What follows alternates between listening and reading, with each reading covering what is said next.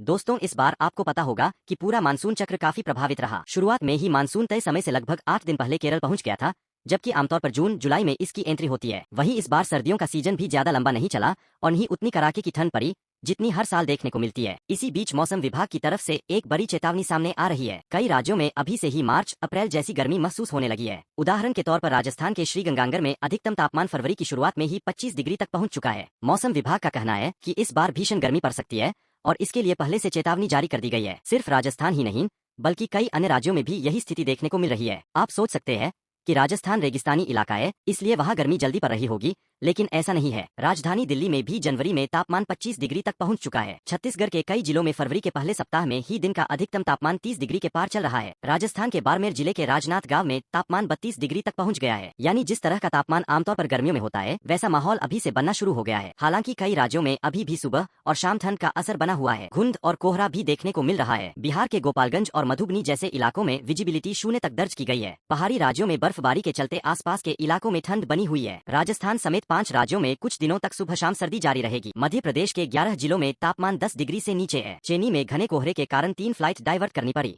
मौसम विभाग के अनुसार कई राज्यों के जिलों में दिन का तापमान 30 डिग्री के पार जा रहा है, जिससे फरवरी में ही मार्च जैसी गर्मी का एहसास हो रहा है। इसके पीछे एक बड़ी वजह जलवायु परिवर्तन भी माना जा रहा है। बढ़ता वायु प्रदूषण, फैक्ट्रियों और वाहनों से निकलने वाला धुआं और बदलते मौसम चक्र की वजह से तापमान में असामान्य बढ़ोतरी देखी जा रही है। हालांकि राजस्थान, पंजाब, हरियाणा, दिल्ली, उत्तर प्रदेश, छत्तीसगढ़ और चंडीगढ़ में सुबह और शाम अभी भी ठंड महसूस हो रही है। मौसम विभाग ने फिलहाल किसी भी राज्य में शीतलहर या घने कोहरे की विशेष चेतावनी जारी नहीं की है और अगले दिनों में मौसम साफ रहने की संभावना जताई है। मध्य प्रदेश के पचमढ़ी, राजगढ़, उमरिया और खजुराहो जैसे इलाकों में तापमान 10 डिग्री से नीचे दर्ज किया गया है।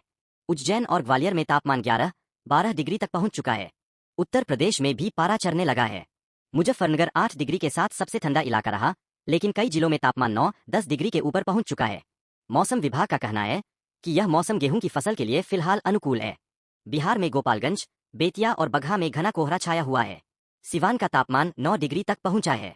पछुआ हवाओं से ठंड बढ़ी है, लेकिन 13 फरवरी के बाद तापमान में बढ़ोतरी की संभावना है। हरियाणा में भी दिन का तापमान 25 डिग्री के पार जाने की संभावना जताई गई है।